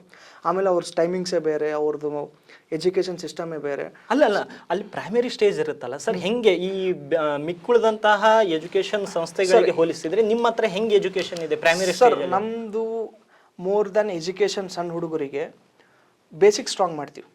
ಕಮ್ಯುನಿಕೇಷನ್ ಆಗಲಿ, ಮೆಂಟಲಿನೂ ಸ್ಟೂಡೆಂಟ್ಸಿಗೆ ನಾವು ಜಾಸ್ತಿ ಮೆಂಟಲಿ ಹೆಂಗೆ ಸ್ಟ್ರಾಂಗ್ ಇರಬೇಕು, ಫಿಸಿಕಲಿ ಹೆಂಗೆ ಆ್ಯಕ್ಟಿವ್ ಇರಬೇಕು, ಪೇರೆಂಟ್ಸ್ ಜೊತೆಗೆ ಹೆಂಗೆ ನಡ್ಕೋಬೇಕು, ಸೊ ಬೇಸಿಕ್ಸ್ ಎಲ್ಲ ಕಳಿಸ್ತೀವಿ. ಆಮೇಲೆ ನಮ್ದು ಇಂಗ್ಲಿಷ್ ಬೇಸಿಕ್ಕಿಂದನೇ ನಾವು ಸ್ಟಾರ್ಟ್ ಮಾಡ್ತೀವಿ ಚಿನ್ನರ್ ಲೋಕದಲ್ಲಿ, ಅದು ಕಾನ್ಸೆಪ್ಟು. ಆಮೇಲೆ ಚಿನ್ನರ್ ಲೋಕದಲ್ಲಿ ಜಾಸ್ತಿ ಓದೋದಕ್ಕಿಂತ ಆಕ್ಟಿವಿಟೀಸ್ ಜಾಸ್ತಿ ಇರುತ್ತೆ. ಯಾಕಂದ್ರೆ ಮಕ್ಕಳ ಆಟದಿಂದನೇ ಹೆಚ್ಚು ಕಲಿಯಕ್ಕಾಗುತ್ತೆ. ಸೊ ಅದು ಆಕ್ಟಿವಿಟೀಸು ಜಾಸ್ತಿ ಇರುತ್ತೆ. ಅದ್ರ ತಕ್ಕಂತೆ ನಮ್ದು ಇನ್ಫ್ರಾಸ್ಟ್ರಕ್ಚರು ಇದೆ ಚಿನ್ನಾರ್ ಲೋಕದ್ದು. ಅವ್ರಿಗೆ ಆಟ ಆಡೋಕೆ ತುಂಬಾ ಎಲ್ಲ ಆಲ್ಮೋಸ್ಟ್ ಆಟ ಆಡೋದೇ ಇರುತ್ತೆ ಅವ್ರಿಗೆ ಆ ಚಿನ್ನಾರ್ ಲೋಕ. ಆಮೇಲೆ ನಾವು ಆ ಏಜ್ ನಲ್ಲಿ ನಮ್ಮ ಸ್ಟೂಡೆಂಟ್ಸ್ ಜಡ್ಜ್ ಮಾಡೋದು ತಪ್ಪಾಗುತ್ತೆ ಆ ಟೈಪ್ ಅಂತ. ಅಲ್ಲಲ್ಲ, ನಾವು ಹೆಂಗೆ ನಿಮ್ಮ ಎಜುಕೇಶನ್ ಅದೇ ಸರ್, ಆಲ್ಮೋಸ್ಟ್ ನಮ್ದು learning play come learning concept ನಲ್ಲಿ ಇರುತ್ತೆ. ಆಟ ಆಡ್ಕೊಂತಾನೆ ಓದೋದು. ಈಗ ಹೈಯರ್ ಪ್ರೈಮರಿಗೆ ಹೋದ್ರೆ ಸರ್ ಹೆಂಗಿದೆ ನಿಮ್ concept? Sir first standard to fifth concept ಸ್ವಲ್ಪ ಡಿಫ್ರೆಂಟ್ ಇರುತ್ತೆ. ಆಲ್ಮೋಸ್ಟ್ ಫಸ್ಟ್ ಸ್ಟ್ಯಾಂಡರ್ಡ್ ಇಂದ ಫೋರ್ತ್ ಆಲ್ಮೋಸ್ಟ್ ಅವರಿಗೆ ಆಕ್ಟಿವಿಟೀಸ್ ಇರುತ್ತೆ. ಸ್ವಲ್ಪ ಥಿಯರಿ ಪಾರ್ಟ್ ಜಾಸ್ತಿ ಆಗುತ್ತೆ ಫಸ್ಟ್ ಸ್ಟ್ಯಾಂಡರ್ಡ್ ಇಂದ. ಅಂದ್ರೆ ಯಾಕಂತಂದ್ರೆ ನಾನು ಅವಾಗಿಂದ ಹೇಳ್ತಿರೋದು, ಬೇಸಿಕ್ ಸ್ಟ್ರಾಂಗ್ ಇದ್ರೆ ಸ್ಟೂಡೆಂಟ್ ತುಂಬಾ ಮುಂದೆ he will be mentally strong. And ಯಾವುದೇ ಆಗಲಿ ಅವನಿಗೂ ಕಷ್ಟ ಆಗಲ್ಲ, ಯಾವುದು ಓದೋದಾಗಲಿ ಬರೆಯೋದಾಗಲಿ, ಯಾವುದೋ ಒಂದು ಪಾಯಿಂಟ್ ಹೇಳಿದ್ರೆ ಪಟ್ಟಂತ ಗ್ರಾಪ್ಸ್ ಮಾಡೋದಾಗಲಿ. ಸೊ ಸ್ಟೂಡೆಂಟ್ಸ್ಗೆ ನಾವು ಫಸ್ಟ್ ಸ್ಟ್ಯಾಂಡರ್ಡಿಂದಾನೆ ಸ್ವಲ್ಪ ಬೇಸಿಕ್ ಸ್ಟ್ರಾಂಗ್ ಮಾಡ್ಕೊಂತ ಹೋಗ್ತೀವಿ. ಸೊ ಹೆಂಗೆ ನಮ್ಮ ಇದೊಂಥರ ಬಿಲ್ಡಿಂಗ್ ಇದ್ದಂಗೆ ಸರ್. ಫೌಂಡೇಶನ್ ಹೆಂಗೆ ಸ್ಟ್ರಾಂಗ್ ಇರುತ್ತೆ ಹಂಗೆ ಮೇಲೆ ಹೋಗುತ್ತೆ ಬಿಲ್ಡಿಂಗ್. ನಿಮ್ಮ ಫೌಂಡೇಶನೇ ಸ್ಟ್ರಾಂಗ್ ಇಲ್ಲ ಅಂತಂದ್ರೆ 2-3 ಫ್ಲೋರ್ ಕಟ್ಟಿ ಬಿಟ್ಬಿಡ್ಬೇಕು. ಸೊ ನಾವು ಆಲ್ಮೋಸ್ಟ್ ಫಸ್ಟ್ ಸ್ಟ್ಯಾಂಡರ್ಡಿಂದ ಫೋರ್ತ್ ಸ್ಟ್ಯಾಂಡರ್ಡ್ ಆಲ್ಮೋಸ್ಟ್ ನಮ್ಮ ಸ್ಟೂಡೆಂಟ್ಸಿಂದ ಫೌಂಡೇಶನ್ ತುಂಬ ಸ್ಟ್ರಾಂಗ್ ಮಾಡ್ತೀವಿ. ಇಂಗ್ಲೀಷ್ ಕಮ್ಯುನಿಕೇಷನ್ ಆಗಿರಲಿ, ಮಾತಾಡೋ ಸ್ಕಿಲ್ಸ್ ಆಗಿರಲಿ, ಅವ್ರ ಬಾಡಿ ಲ್ಯಾಂಗ್ವೇಜ್ ಆಗಿರಲಿ, ಆ ಟೈಪ್ ನಡ್ಕೋಬೇಕು, ತಂದೆ ತಾಯಿಗೆ ಆ ಟೈಪ್ ರೆಸ್ಪೆಕ್ಟ್ ಕೊಡಬೇಕು, ಆ ಸಂಸ್ಕೃತಿನೂ ಇದೆ. ಓಕೆ ಸರ್, ಈಗ ಹೈಯರ್ ಪ್ರೈಮರಿಗೆ ಹೋದಾಗ ಅಲ್ಲಿ ಹೆಂಗೆ ಸರ್? ಹೈಯರ್ ಪ್ರೈಮರಿ ಹೋದ ತಕ್ಷಣ ಎಲ್ಲರೂ ಏನಂತಾರೆ JEE ನೀಟ್ ಕೊಡ್ತೀವಿ ಅಂತ ಹೇಳ್ತಾರೆ. ಸೊ ನಮ್ಮಲ್ಲೂ ಆ ಕಾನ್ಸೆಪ್ಟ್ ಹೋದ ವರ್ಷದಿಂದ ಇಂಪ್ಲಿಮೆಂಟ್ ಮಾಡಿದ್ವಿ. ಬಟ್ JEE ನೀಟ್ ಅಂದ ತಕ್ಷಣ ನಾವು PUC ಕಾನ್ಸೆಪ್ಟ್ ಎಲ್ಲ ತೊಗೊಂಬಂದು ಇಲ್ಲಿ ಹಾಕಲ್ಲ. ಇಲ್ಲಿ ಏನು ಮಾಡ್ತೀವಿ, ಫಾರ್ ಎಕ್ಸಾಂಪಲ್ 1ರಿಂದ 10 ಅಂದರೆ ಇಲ್ಲಿ 11, 12 ಕಲಿಸ್ತೀವಿ. ನಂಬರ್ ನಾನು ಹೇಳ್ತಿರೋದು. ಸೊ ಯಾವುದೇ ಕಾನ್ಸೆಪ್ಟ್ನ ಸ್ಲೋಲಿ ಸ್ಟೂಡೆಂಟ್ಸ್ಗೆ ಬೇಸಿಕ್ಸ್ನ, ಅದನ್ನು ಅಷ್ಟೇ PU ಲೆವೆಲ್ ಬೇಸಿಕ್ಸ್ನ ಇಲ್ಲಿ ಕೆಳಗಡೆ ಸ್ಟ್ರಾಂಗ್ ಮಾಡ್ಕೊಂತ ಹೋಗ್ತೀವಿ. 8ನೇ ತರಗತಿಯಲ್ಲಿ 6th ಇಂದನೇ ಇದೆ.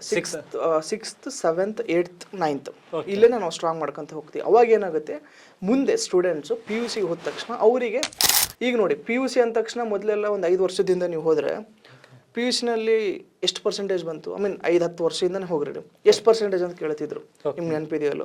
ಈಗ ಪರ್ಸೆಂಟೇಜ್ ಯಾರು ಕೇಳೋದೇ ಇಲ್ಲ. PUC ಅಂದ ತಕ್ಷಣ ಎಷ್ಟು ರ್ಯಾಂಕ್ ಬಂತು, ಎಷ್ಟರೊಳಗೆ ರ್ಯಾಂಕ್ ಬಂತು. ಈಗ ರ್ಯಾಂಕು ಅಷ್ಟೇ ತೊಗೊಂತೀನಿ ನಾನು, 1,000-2,000 ಅಂದ್ರೆ ಯಾರು ಕನ್ಸಿಡರೇ ಮಾಡಲ್ಲ. ರ್ಯಾಂಕಿಂಗ್ನಲ್ಲೂ ಎಷ್ಟಪ್ಪ 100 ಒಳಗ 95ನಾ 50ನಾ ಅಂತ ಕೇಳ್ತಿದ್ದಾರೆ. ಸೊ PUC ಏನಾಗುತ್ತೆ, PUC first year second year complete ಅವ್ರ ಥಿಯರಿ ಓದ್ಬಿಟ್ರೆ ಕಾಂಪಿಟೇಟಿವ್ ಟೈಮ್ ಕೊಡೋಕ್ಕಾಗಲ್ಲ. ಸೊ ನಾವು ಏನು ಮಾಡ್ತೀವಿ, ಸ್ಕೂಲ್ನಲ್ಲೇ ಅವರಿಗೆ ಬೇಸಿಕ್ಸ್ ಅಂದರೆ PU ಥಿಯರಿ ಏನಿದೆ ಅದನ್ನು ಸ್ಲೋಲಿ ಇಂಪ್ಲಾಂಟ್ ಮಾಡ್ಕೊತ ಹೋಗ್ತೀವಿ. ಹಂಗಂತ ಒಂದು ಕಂಪ್ಲೀಟ್ ನಾವು ಪ್ರೆಷರು ಹಾಕಲ್ಲ. ಇಂಟ್ರೆಸ್ಟ್ ಇದ್ದಿದ್ದ ಸ್ಟೂಡೆಂಟ್ಸ್ನ ಮತ್ತು ಯಾರು ಆ ಕೆಪಬಲ್ ಇರೋ ಎಲ್ಲರೂ ಕೆಪಬಲ್ಲೇ, ಒಬ್ಬೊಬ್ಬರು ಬೇಸಿಕ್ಸ್ ಸ್ಟ್ರಾಂಗ್ ಇರಲ್ಲ. ಫಾರ್ ಎಕ್ಸಾಂಪಲ್ 1 to 7th ಇನ್ ಬೇಸಿಕ್ಕೇ ಇರಲ್ಲ.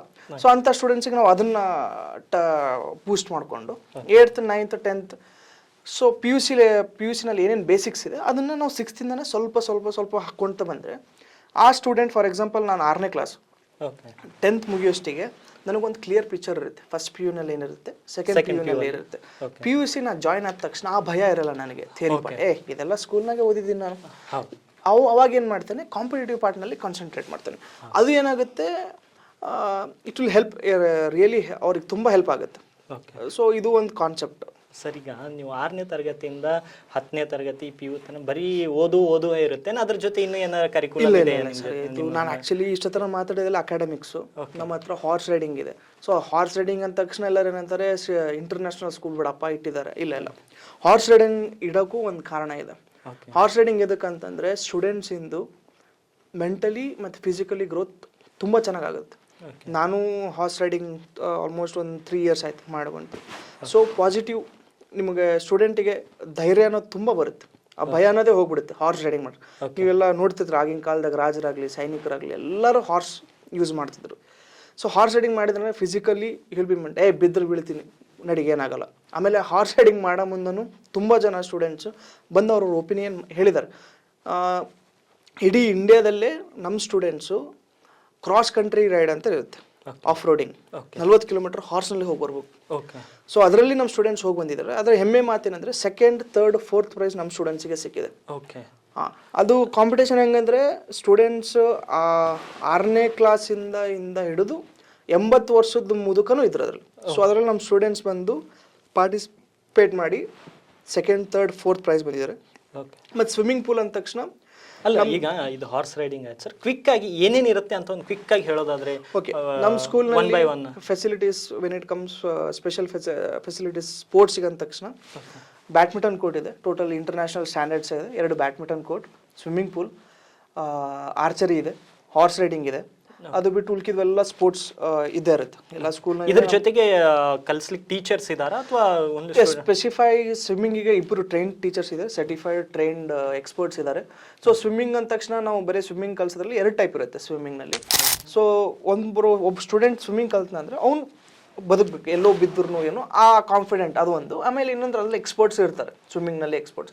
ಸೊ ಅಂಥ ಸ್ಟೂಡೆಂಟ್ಸ್ಗೆ ನಾವು ಸ್ಪೆಷಲ್ ಟ್ರೈನಿಂಗ್ ಕೊಟ್ಟು ನ್ಯಾಷನಲ್ ಲೆವೆಲ್ ಇಂಟರ್ನ್ಯಾಷನಲ್ ಲೆವೆಲ್ ಕಾಂಪಿಟೇಷನ್ಗೂ ಕಳಿಸ್ತಿದ್ದೀವಿ. ರೀಸೆಂಟ್ಲಿ ಬ್ಯಾಂಗ್ಳೂರಿನಲ್ಲಿ ಕಾಂಪಿಟೇಷನ್, ಅಲ್ಲಿಯೂ ನಮ್ಮ ಸ್ಟೂಡೆಂಟ್ಸ್ ಎಲ್ಲ ಪ್ರೈಸಸ್ ತೊಗೊಂಡಿದ್ದಾರೆ ಸ್ವಿಮ್ಮಿಂಗ್ನಲ್ಲಿ. ಸೊ ಅದು ಬಿಟ್ಟು ಉಳ್ಕಿದ್ದು ಬ್ಯಾಡ್ಮಿಂಟನ್ ಆಗಲಿ ಕಬಡ್ಡಿ ಆಗಲಿ ಎಲ್ಲ ಟ್ರೈನ್ಡ್ ಕೋಚಸ್ ಇದ್ದಾರೆ, ಎಲ್ಲ ಟ್ರೈನ್ಡ್ ಸ್ಪೋರ್ಟ್ಸ್ ಟೀಚರ್ಸ್ ಇದ್ದಾರೆ. ಸರ್ ಈಗ ಇದು ಎಜುಕೇಷನ್ ಆಯಿತು, ಅದಾದಮೇಲೆ ಆಟದ ಬಗ್ಗೆ ಆಯಿತು. ಸೊ ನಿಮ್ಮ ಹತ್ರ ಹಾಸ್ಟೆಲ್ ಫೆಸಿಲಿಟಿ ಇದೆ ಅಥವಾ ದಿನ? ಹೌದು ಸರ್, ನಾನು ಹೇಳಿದ್ನಲ್ಲ ಉತ್ತರ ಕರ್ನಾಟಕದಿಂದ ಆಲ್ಮೋಸ್ಟ್ ತುಂಬ ಜನ ಸ್ಟೂಡೆಂಟ್ಸ್ ಇದ್ದಾರೆ. ಶಾಪುರ್, ಸುರ್ಪುರ್, ರಾಯಚೂರು, ಯಾದಗಿರಿನ, ಗುಲ್ಬರ್ಗ, ಬೀದರ್ನಲ್ಲೂ ಇದ್ದಾರೆ. ಗುಲ್ಬರ್ಗದಿಂದನೇ ನಮ್ಮದು ಸ್ಟಾರ್ಟ್ ಆಲ್ಮೋಸ್ಟ್. ಹಾಸ್ಟೆಲ್ ಫೆಸಿಲಿಟೀಸ್ ಇದೆ. ಹಾಸ್ಟೆಲ್ನಲ್ಲಿ ಗರ್ಲ್ಸಿಗೆ ಸಪ್ರೇಟ್, ಬಾಯ್ಸಿಗೆ ಕೋ ಎಜುಕೇಷನ್ ಇದೆ.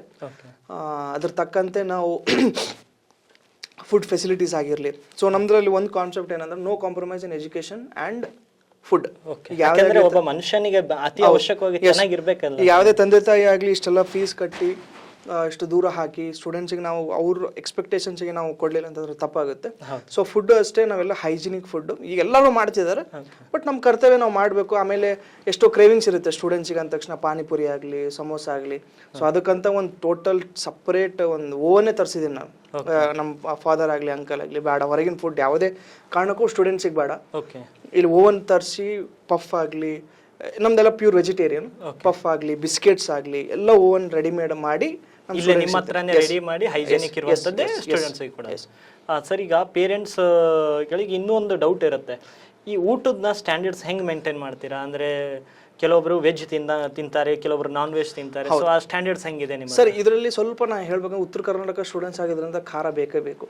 ಸೊ ಅದನ್ನು ನಾವು ಆದಷ್ಟು ಎಷ್ಟಾಗುತ್ತೆ ಅಷ್ಟು ಸ್ಟೂಡೆಂಟ್ಸಿಗೆ ಏನು ಬೇಕು ಅದನ್ನೆಲ್ಲ ನಾವು ಡಿಸ್ಕಸ್ ಮಾಡಿ ಪ್ಲ್ಯಾನ್ ಮಾಡಿ, ರೊಟ್ಟಿ ಆಗಲಿ, ಕಾಳಾಗಲಿ, ಚಪಾತಿ ಆಗಲಿ, ಎಲ್ಲ ಟೈಪ್ ಫುಡ್ನಲ್ಲಿ ಎಲ್ಲ ಟೈಪ್ ಮೆನು ಇದೆಯಾ ಸರ್? ಹಾಂ, ಮೆನು ಇದೆ. ನಾವು ಮೆನುನು ಹಚ್ಬಿಟ್ಟಿದ್ದೀವಿ ನಾವು, ಯಾವ ದಿನ ಏನೇನು ಇರಬೇಕು ಅಂತ. ಆಲ್ಮೋಸ್ಟ್ 2 ಟೈಪ್ ಪಲ್ಯ ಇರುತ್ತೆ, ಎಲ್ಲ ಟೈಪ್ ರೈಸ್ ಇರುತ್ತೆ. Only veg.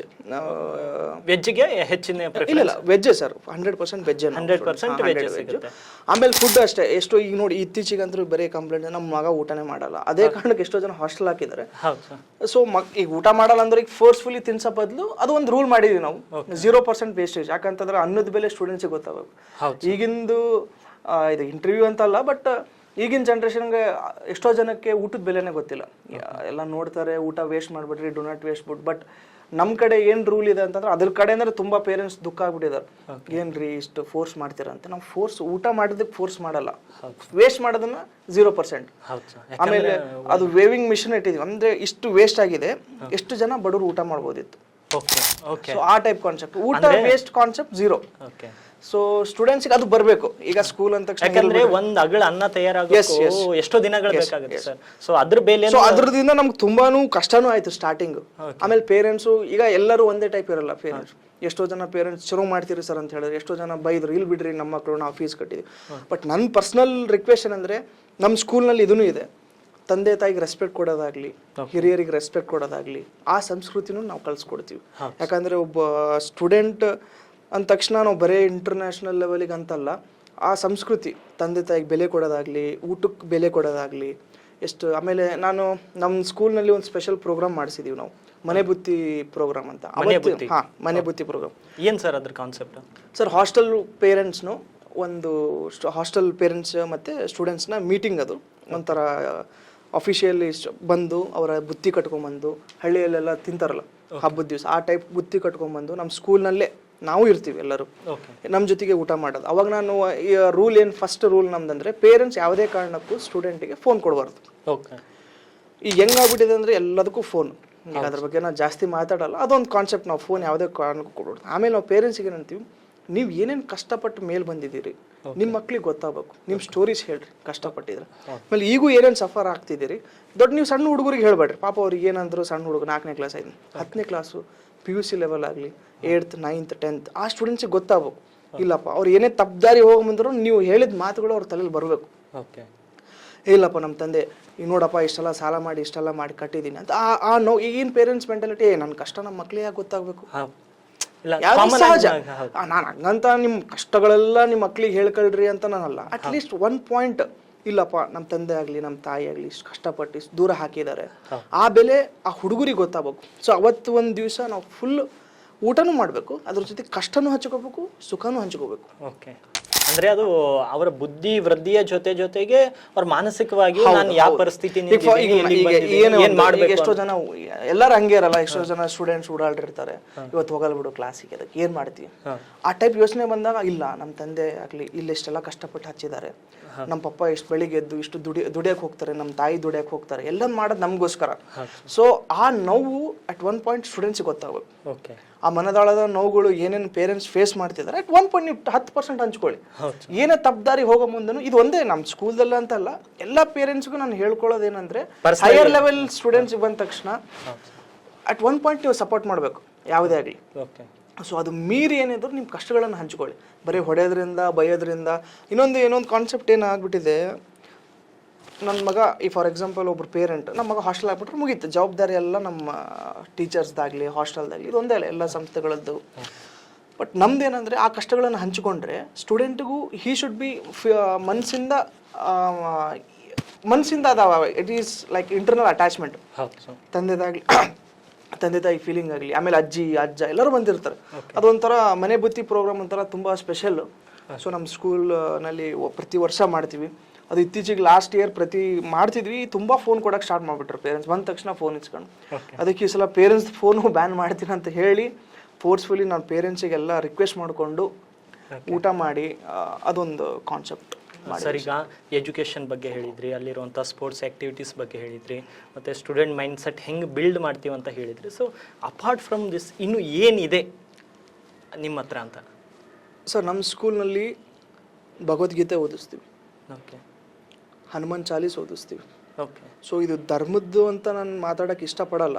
ಓಕೆ, ಬಟ್ ನಮ್ಮ ಭಾರತೀಯ ಸಂಸ್ಕೃತಿ ನಾವು ಬಿಟ್ಕೊಡ್ಬಾರ್ದು ಅಂತ. ಅದು ಬರೀ ಓದ್ಸೋದಂತಂದ್ರೆ ಅದ್ರೊಳಗೆ ಏನೇನು ಕಲಿಬೋದು ನಮ್ಮ ಸ್ಟೂಡೆಂಟ್ಸ್. ಈಗ ಭಗವದ್ಗೀತೆ ಅಂತಂದ್ರೆ ಅದರಲ್ಲಿ ಏನೇನು ಪಾಸಿಟಿವ್ ಇದೆ, ಏನೇನು ಅದನ್ನು ಲೈಫ್ನಲ್ಲಿ ಯುಟಿಲೈಸ್ ಮಾಡಬೇಕು. ಸೊ ಅದನ್ನು ಕಾನ್ಸೆಪ್ಟ್ ನಾವು ಇಂಪ್ಲಿಮೆಂಟ್ ಮಾಡಿದ್ವಿ.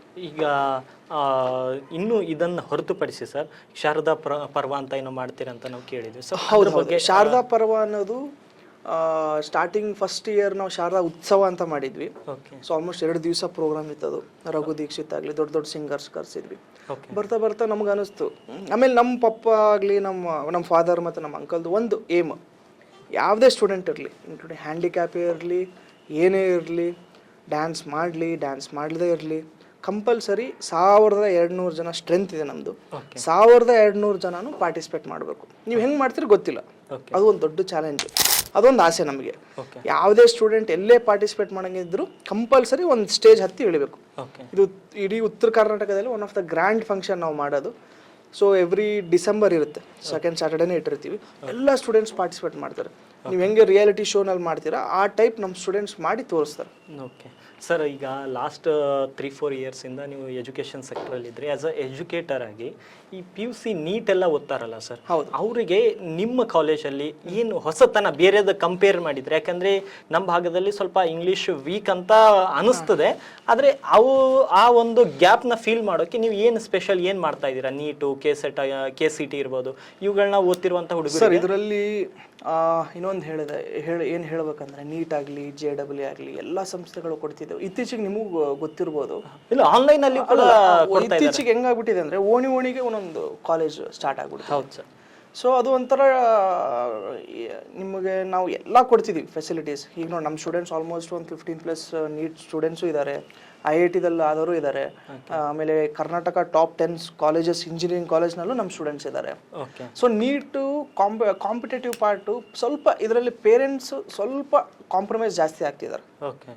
ಸೊ ನಾವು ಆಲ್ಮೋಸ್ಟ್ ಸ್ಕಾಲರ್ಶಿಪ್ಪು ಕೊಡ್ತಿದ್ದೀವಿ ನಮ್ಮ ಸಂಸ್ಥೆ ಕಡೆಯಿಂದ, especially for PUC, only for PUC ನಾವು ಸ್ಕಾಲರ್ಶಿಪ್ಪು ಕೊಡ್ತಿದ್ದೀವಿ. ಟಾಪರ್ಸ್ ಯಾರು ಬರ್ತಿದ್ದಾರೆ 10th ಯಾರು ಚಲೋ ಓದಿ, if he is capable and he is little bit ಏನರ ಕಷ್ಟ ಇದ್ದರೆ ಫ್ಯಾಮಿಲಿನಲ್ಲಿ, ಸೊ ಅಂಥವ್ರಿಗೆ ನಾವು ಸ್ಕಾಲರ್ಶಿಪ್ ಅಂತ PUC ಘೋಷಣೆ ಮಾಡಿದ್ದೀವಿ.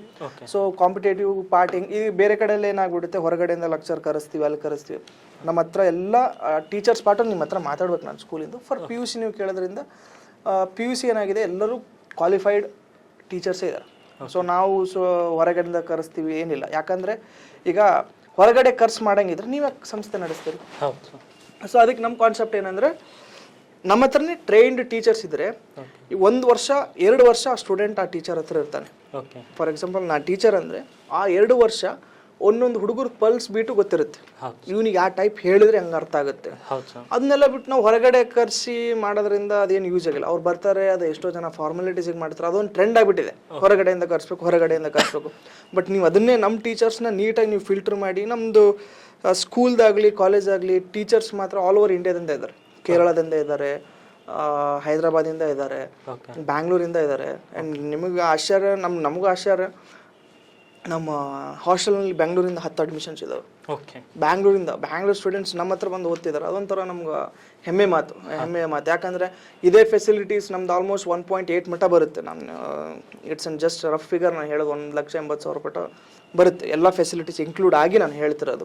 ಅದೇ ನೀವು ಬ್ಯಾಂಗ್ಳೂರ್ನಲ್ಲೆಲ್ಲ ಹೋದರೆ 6 lakhs 7 lakhs 8 lakhs ಮಟ್ಟ ಇದೆ, ಸೇಮ್ ಫೆಸಿಲಿಟೀಸ್. ಆ್ಯಂಡ್ ನಾನು ಇದೊಂದು important point, same facilities with same qualified experienced teachers. Facilities ಎಲ್ಲರೂ ಕೊಡ್ತಾರೆ, ಬಟ್ ಅದ್ರ ತಕ್ಕಂತೆ ಟೀಚರ್ಸ್ ಬೇಕಲ್ಲ. ಸೊ ನಮ್ಮ ಹತ್ರ ಟ್ರೈನ್ಡ್ ಟೀಚರ್ಸು, ಆಮೇಲೆ ಫಿಲ್ಟ್ರೇಷನು ಹಾಗೆ ಇರುತ್ತೆ ನಮ್ಮದು. ಸೊ ಟೀಚರ್ಸ್ನಲ್ಲಿ ಯಾವುದೇ ಕಾರಣಕ್ಕೂ ಕಾಂಪ್ರಮೈಸ್ ಇಲ್ಲ. ಈಗ ನೀವು ಯಾವುದೇ ಒಂದು ದೊಡ್ಡ ಸಂಸ್ಥೆ ಕಟ್ಟಲಿ, ಏನೇ ಮಾಡಿರಿ, ಅದ್ರ ತಕ್ಕಂತೆ ಟೀಚರ್ಸ್ ತಂದ್ರೆ ಆ ಸಂಸ್ಥೆಗೆ ಬೆಲೆ. ಸರ್, ಹಿಂಗೆ ಇವೆಲ್ಲ ರೇಟ್ಸ್ಗಳು ನೋಡಿದರೆ ಪ್ರೈವೇಟೈಸೇಷನ್, ಎಜುಕೇಷನ್ ಪ್ರೈವೇಟ್ ಆಗಿ ಹೋಗ್ತಾ ಇದೆ ಅಂತ ಅನ್ಸಲ್ವಾ ಸರ್? ಅವಾಗ ಆ್ಯಸ್ ಎ ಎಜುಕೇಟರ್ ಆಗಿ, ಈಗ ನಿಮ್ಮ ಸಂಸ್ಥೆ ಡೈರೆಕ್ಟರ್ ಅಂತ ಮಾತಾಡೋದಲ್ಲ, ಆ್ಯಸ್ ಎ ಎಜುಕೇಟರ್ ಆಗಿ ಪ್ರೈವೇಟೈಸೇಷನ್ ಆಗ್ತಾ ಇದೆಯಲ್ಲ ಸರ್ ಎಜುಕೇಷನ್? ಸರ್, ನನ್ನ ಪರ್ಸ್ನಲ್ ಇದು ಯಾವುದೇ ರೀತಿ ನನ್ನ ಕಂಪ್ಲೇಂಟ್ ಅಂತಲ್ಲ. ಪ್ರೈವೇಟೈಸೇಷನ್ ಎದಕ್ಕೆ ಆಗ್ತಿದೆ ಅಂತಂದರೆ, ಫಸ್ಟ್ ಪಾಯಿಂಟ್, ನಮ್ಮ ಗೌರ್ಮೆಂಟ್ ಎಜುಕೇಷನ್ ಸಿಸ್ಟಮ್ ಚೇಂಜ್ ಮಾಡಲೇಬೇಕು ಸರ್. ನನ್ನ ಪರ್ಸ್ನಲ್ ಇದು ಎದಕ್ಕಂತಂದರೆ, ಈಗ ನೋಡಿ, ಎಲ್ಲ ಗೌರ್ಮೆಂಟ್ ಎಂಪ್ಲಾಯೀಸ್ ಇದ್ದಾರೆ, ದೊಡ್ಡ ದೊಡ್ಡ ಪೊಲಿಟಿಷಿಯನ್ಸ್ ಇದ್ದಾರೆ. ಸೊ ನಾನು ಸಣ್ಣವನು ಈ ಮಾತು ಹೇಳಬಾರ್ದು, ಒಂದು ರೂಲ್ ಮಾಡಿ, ನನ್ನ ಪರ್ಸ್ನಲ್ ರಿಕ್ವೆಸ್ಟ್ ಮಾಡಿರಿ ಅಂತ, I don't have any rights. ಸರ್ಕಾರಿ ಕೆಲಸ ಯಾರು ಮಾಡ್ತಾರೆ ಎಲ್ಲರನ್ನೂ ಸರ್ಕಾರ ಸ್ಕೂಲಿನಲ್ಲೇ ಓದಬೇಕು ಅಂತ ಒಂದು ರೂಲ್ ಮಾಡಿ. ನೀವು ಆಟೋಮೆಟಿಕ್ ನೋಡ್ರಿ, ಯಾವ ಪ್ರೈವೇಟೈಸೇಷನ್ ಬೇಡ, ನಮ್ಮಂಥ ದೊಡ್ಡ ಸಂಸ್ಥೆನೂ ಬೇಡ. ಇದೊಂದು ದುಃಖದ ಸಂಗತಿ. ಸರ್ಕಾರಿ ಸ್ಕೂಲ್ನವರೇ ಟೀಚರ್ಸೇ ಎಷ್ಟೋ ಜನ ದೊಡ್ಡ ದೊಡ್ಡ ಪ್ರೈವೇಟ್ ಇನ್ಸ್ಟಿಟ್ಯೂಟಿಗೆ ಹಾಕ್ತಾರೆ. ಒಂದು ರೂಲ್ ಮಾಡಿ, over all working under government ಅವ್ರ ಮಕ್ಕಳನ್ನ ಕಂಪಲ್ಸರಿ ಗೌರ್ಮೆಂಟ್ ಸ್ಕೂಲ್ನಲ್ಲೇ ಓದಬೇಕಂದ್ರೆ ಆಟೋಮೆಟಿಕ್ ಎಲ್ಲರೂ ಎಜುಕೇಷನ್ ಸಿಸ್ಟಮೇ ಚೇಂಜ್ ಆಗುತ್ತೆ. ಸರ್, ಆ್ಯಸ್ ಅ ಎಜುಕೇಟರು ಈ PUC ನೀಟು ಮತ್ತು ಬೇರೆ ಬೇರೆ ಕಾಂಪಿಟೇಟಿವ್ ಎಕ್ಸಾಮ್ಗೆ ಪ್ರಿಪೇರ್ ಆಗ್ತಾರಲ್ಲ ಸರ್, ಅವ್ರ ಮೈಂಡ್ ಸೆಟ್ ಹೆಂಗಿರಬೇಕು? ಕ್ವಿಕ್ಕಾಗಿ ಹೇಳೋದಾದರೆ ಏನು ಇರಬೇಕು ಅವ್ರ ಹತ್ರ, ಹೆಂಗೆ ಇರಬೇಕಂತ? ಸರ್, ಇದು ಮೈಂಡ್ ಸೆಟ್ ನಾನು ಓಪನ್ ಆಗಿ ಹೇಳ್ಬಿಡ್ತೀನಿ ಎಲ್ಲ ಪೇರೆಂಟ್ಸ್ಗಾಗಲಿ ಎಲ್ಲ ಸ್ಟೂಡೆಂಟ್ಸ್ಗಾಗಲಿ. If you want seat in NEET or JEE or any good colleges, first year second year ಒಟ್ಟು ಕಾಂಪ್ರಮೈಸ್ ಆಗಬೇಡ್ರಿ. ನೀವು ಅಲ್ಲಿ ಏನರ ಕಾಂಪ್ರಮೈಸ್ ಆಗಿ ಇಲ್ಲ ನಾನು ಲಾಂಗ್ ಟರ್ಮ್ ಮಾಡ್ತೀನಿ ಅದು ಕಾನ್ಸೆಪ್ಟ್ ನೀವು ತೆಗೆದುಬಿಡಿ. First year second year basics NCERT syllabus ನಿಮ್ಗೆ ಸ್ಟ್ರಾಂಗ್ ಇದ್ದರೆ ಆಟೋಮೆಟಿಕ್ ಸೀಟ್ ಸಿಗುತ್ತೆ. ಸೊ ಅಂಟಿಲ್ ಆ್ಯಂಡ್ ಅನ್ಲೆಸ್ ನಿಮ್ಮ ಫಸ್ಟ್ ಇಯರ್ ಸೆಕೆಂಡ್ ಇಯರ್ ನೀವು ಕೇರ್ಲೆಸ್ ಆಗಿ ಓದಿ, ಇಲ್ಲ ನಾನು ಡೈರೆಕ್ಟ್ ಕಾಂಪಿಟೇಟಿವ್ ಮಾಡ್ತೀನಿ ಅಂದರೆ ಯಾವುದೇ ಕಾರಣಕ್ಕೂ ವರ್ಕೌಟ್ ಆಗಲ್ಲ ಸರ್ ಅದು. ಸರ್, ಈಗ ಇಷ್ಟು ನಿಮ್ಮ ಸ್ಕೂಲು, ಕಾಲೇಜು ಮತ್ತು ಚಿಣ್ಣರ ಲೋಕ ಎಲ್ಲದ್ರ ಬಗ್ಗೆ ಕೇಳಿದ್ದೀವಿ ಸರ್. ಸೊ ಈಗ ಅಡ್ಮಿಷನ್ ಒಂದು ವೇಳೆ ಈ ಭಾಗದ ಜನರು ತಗೋಬೇಕಂದ್ರೆ ಹೆಂಗೆ, ಯಾರಿಗೆ ಕಾಂಟ್ಯಾಕ್ಟ್ ಮಾಡೋದು? ನಿಮ್ಮ ಹೆಡ್ ಆಫೀಸ್ ಎಲ್ಲಿ, ಕಾಂಟ್ಯಾಕ್ಟ್ ನಂಬರ್? ಸರ್, ನಮ್ಮದು ಹೆಡ್ ಆಫೀಸ್ ಬಂದು ಕೊಪ್ಪಳನಲ್ಲೇ ಇದೆ. So Shri Sharada international school ಅಂದ ತಕ್ಷಣ ನಿಮಗೆ ಒಂದು ಗೂಗಲ್ನಲ್ಲಿ ಹಾಕಿದ್ರೆ ಬರುತ್ತೆ. ಸೊ ಬನ್ನಿ. ಸೊ ನಾನು ಇಷ್ಟೆಲ್ಲ ಹೇಳಿದ್ದೀನಿ ಅಂತಲ್ಲ, ನೀವು ಬಂದು ಪರಿಶೀಲನೆ ಮಾಡಿ, ನೀವು ಒಂದ್ಸಲ ಕ್ಯಾಂಪಸ್ ಟೂರ್ ಮಾಡಿ, ಯಾವುದೇ ಆಗಲಿ, ಎಲ್ಲ ಪೇರೆಂಟ್ಸ್ ಆಗಲಿ ಯಾರೇ ಆಗಿರಲಿ, ಇದು ಮಾರ್ಕೆಟಿಂಗ್ ಅಂತ ಅನ್ಸ್ಬಿಡುತ್ತೆ ಅಟ್ ಒನ್ ಪಾಯಿಂಟ್. ಯಾರಿಗೆ ಇಂಟ್ರೆಸ್ಟೆಡ್ ಇದೆ ಅವರು, ಸೊ ಯಾರು ಇಂಟ್ರೆಸ್ಟ್ ಇದೆ ಅಲ್ವಾ, ಈಗ ಬಂದು ಒಂದ್ಸಲ ವಿಸಿಟ್ ಮಾಡ್ಕೊಳ್ಳೋ ಏನಾದ್ರು ಫೆಸಿಲಿಟಿ ಏನಾದ್ರು ಕೊಟ್ಟಿದ್ದೀರಾ? ಈಗ ಬಂದು ಸ್ಕೂಲ್ ಟೂರ್ ಅಂತ ಇರುತ್ತೆ, ನಮ್ಮ ಅಲ್ಲಿ ಸ್ಪೆಸಿಫೈಡ್ ಟೀಚರ್ಸ್ ಇರ್ತಾರೆ, ಸ್ಟಾಫ್ಸ್ ಇರ್ತಾರೆ. ಅವ್ರು ಬಂದರೆ A to Z ಎಕ್ಸ್ಪ್ಲನೇಷನ್ ಮಾಡ್ತಾರೆ, ಯಾವ ಟೈಪ್ ಇರುತ್ತೆ. ನಮ್ಮ ಸ್ಟೂಡೆಂಟ್ಸ್ ಬೆಳಗ್ಗೆಯಿಂದ ಹಿಡಿದು ರಾತ್ರಿ ಮಟ್ಟ ಏನೇನು ಮಾಡ್ತಾರೆ. ಫಾರ್ ಎಕ್ಸಾಂಪಲ್ ಬೆಳಗ್ಗೆ 5 ಗಂಟೆ ಎಬ್ಬಿಸ್ತಾರೆ, ಅವ್ರಿಗೆಲ್ಲ ಜಾಗಿಂಗ್, ಫಿಸಿಕಲ್ ಆ್ಯಕ್ಟಿವಿಟೀಸ್ ಇರುತ್ತೆ. 8:15 ಕ್ಯಾಂಪಸ್ಸಿಗೆ ಬರಬೇಕು. 8:15 4:30 ಮಟ್ಟ ಸ್ಕೂಲ್ ಇರುತ್ತೆ ಆ್ಯಸ್ ಯೂಶ್ವಲ್. ಮತ್ತು 4:30 ಸ್ವಲ್ಪ ಫ್ರೆಶ್ ಆಗಕ್ಕೆ ಬಂದು ಹಾಸ್ಟೆಲ್ ಹುಡುಗರಿಗೆ, ಹಾಸ್ಟೆಲ್ ಆದರೆ ಹಾಸ್ಟೆಲ್ ಹುಡುಗರೆಲ್ಲ ಫ್ರೆಶ್ ಅಪ್ ಆಗಿ ಸೊ 6:30 ಮಟ್ಟ ಓದ್ತಾರೆ. ಆಮೇಲೆ 6:30 ಟ್ಯೂಷನ್ ಇರುತ್ತೆ. So it's like study hours. ಅಂದರೆ ಟೀಚರ್ಸ್ ಬಂದು ನಾ ಹೇಳಿದ್ನಲ್ಲ ಯಾವ ಸ್ಟೂಡೆಂಟ್ಸಿಗೆ ಏನೇನು ಕಷ್ಟ ಆಗ್ತಿದೆ, ಕ್ವಶನ್ ಆನ್ಸರ್ಸ್ ಡೌಟ್ ಕ್ಲಾರಿಫಿಕೇಶನ್ಸ್, ಅದರಲ್ಲೂ ನಾವು ಸೆಗ್ರಿಗೇಟ್ ಮಾಡ್ತೀವಿ. ಓದೋರಿಗೆ ಬೇರೆ ಟೈಪು, ಓದ್ಲಾರ್ದವ್ರಿಗೆ ಅನ್ನೋ ಬದಲು ಸ್ವಲ್ಪ ಸ್ಟೂಡೆಂಟ್ಸ್ ಯಾವ ಬೇಸಿಕ್ಸ್ ವೀಕ್ ಇದ್ದಿದ್ರೆ ಅಂಥವ್ರಿಗೆಲ್ಲ ನಾವು ಸಪ್ರೇಟ್ ಕರೆಸಿ, ಸಪ್ರೇಟ್ ಕೂಡಿಸಿ ಏನೇನು ಕಷ್ಟ ಆಗ್ತಿದೆ, ಹೆಂಗೆ ಓದಬೇಕು ಅಂತ ಅನ್ನೋದಕ್ಕೆ ನಾವು ಟೀಚರ್ಸಿಗೆಲ್ಲ ಟ್ರೈನಿಂಗು ಆಗ್ತಿರುತ್ತೆ. ನಾವು ಟೀಚರ್ಸ್ಗೂ ಟ್ರೈನಿಂಗ್ ಕೊಡ್ತೀವಿ, ಸ್ಟೂಡೆಂಟ್ಸ್ಗೆ ಒಂದೇ ಅಲ್ಲ, ಟೀಚರ್ಸಿಗೆ ಅವರು ಅದ್ರ ತಕ್ಕಂತೆ ಅವರು ಟ್ಯೂಷನ್ ತೊಗೊಂಡು ಮತ್ತು ಊಟ ಮಾಡಿಕೊಂಡು. ಸೊ ಇದು ಡೇ ಬೈ ಡೇ ಶೆಡ್ಯೂಲ್ ಇರುತ್ತೆ. ಆಮೇಲೆ ನಾವು ಫೀಲ್ಡ್ ಟ್ರಿಪ್ಸ್ ಅಂತಲೂ ಮಾಡ್ತೀವಿ. ಯಾವುದಾಗಲಿ ನಮ್ಮದು ಆ್ಯಕ್ಟಿವಿಟೀಸು ಎಷ್ಟು ಓದ್ತೀರಿ ಅಷ್ಟು ಆ್ಯಕ್ಟಿವಿಟೀಸ್ ಇದ್ದೇ ಇರುತ್ತೆ.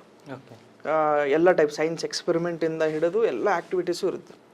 ಸೊ ನಮ್ಮ ಸ್ಟೂಡೆಂಟ್ಸಿಗೆ ನಾವು ಯಾವುದೇ ಆಗಲಿ ಎಲ್ಲ ಆ್ಯಕ್ಟಿವಿಟೀಸ್ ಮಾಡಲೇಬೇಕು ಕಂಪಲ್ಸರಿ.